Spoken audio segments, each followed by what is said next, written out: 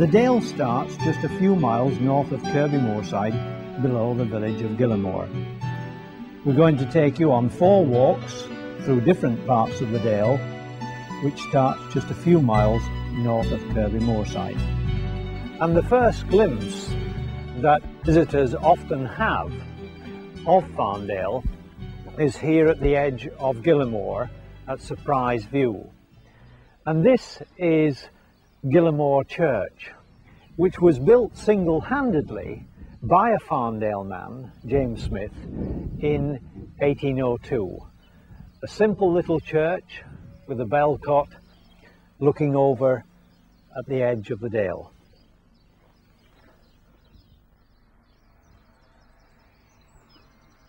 The words of John Keble seem particularly appropriate, and seen here on the churchyard wall the plaque reads, "Thou who hast given me eyes to see, and love this sight so fair, give me a heart to find out thee and read thee everywhere."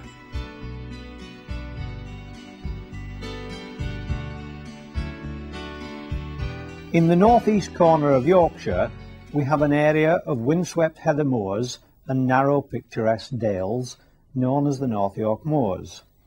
This is a national park where special protection is given to the landscape beauty and its enjoyment by the public. Our first walk is an easy 3-mile stroll from Lownor Car Park, across Harlem Beck and past the Quaker burial ground, and then in close company with the River Dove to Dale End Bridge. Then we shall return through the fields of Hag End Farm and then wind our way gently down the wooded hillside through Birch Hagwood back to Lownor Bridge. This is the start of our first walk in Farndale, and we're here at Lownor Bridge and the River Dove. And here we have the sad tale of Sarkless Kitty. A sark is a dialect word for an undergarment or working shirt, and the ghost of Kitty was seen here naked in the pool at Lownor, hence Sarkless. Poor Kitty had thought she had been forsaken by her lover and drowned herself in the pool, and for many years her naked apparition was seen, and 16 men were lured to their death into the pool at Lownor. And it wasn't until the Vicar of Lassingham held a service with bell, book and candle that her spirit was exorcised and Kitty's spirit was set free.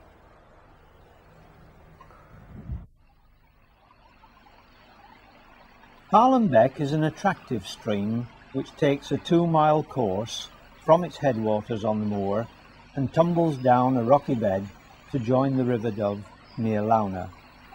After winter rains, it gets full to the banks and becomes desperate to take its heavy load of water into the Dove. Thankfully, we can cross dry shod over the footbridge, whatever the state of the stream.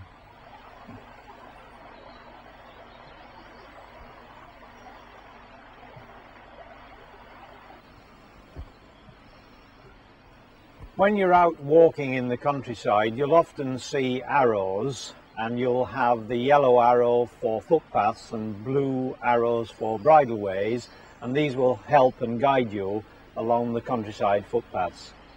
This is an old nature reserve sign, and Farndale was made a local nature reserve in 1953, and 2 years later there was a bylaw introduced to forbid the picking of daffodils.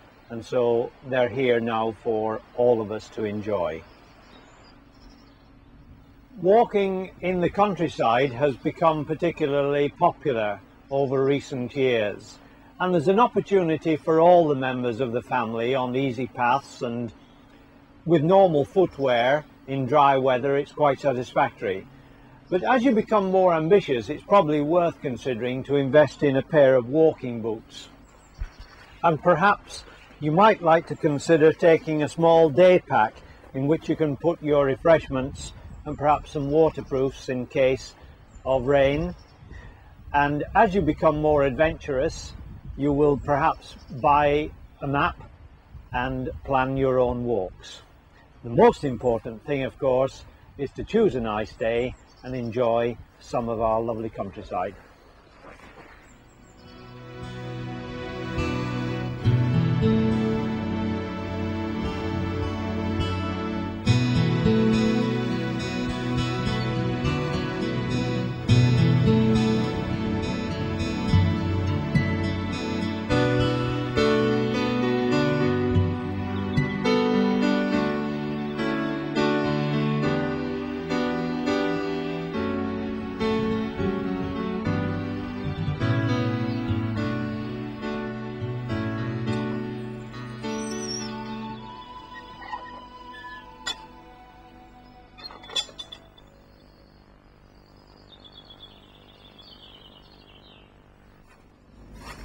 Our walk passes the walled enclosure which was used as a burial ground by the Society of Friends or Quakers, and we can come in and look at this peaceful, quiet corner in Farndale.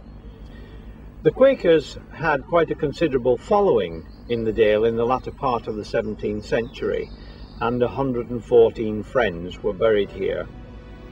Originally, the Friends did not allow any headstones, and that explains the lack of memorials that we can see in the burial ground.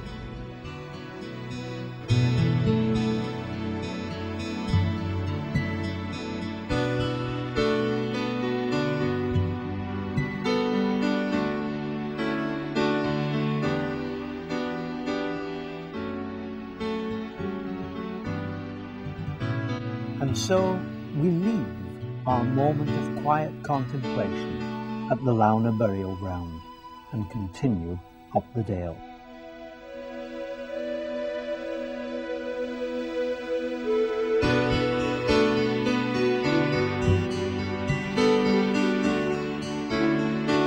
The bracken scrub of Harlan Moor reaches down to the Dale here, but we shall soon find ourselves on a pathway along the wooded banks of the River Dove.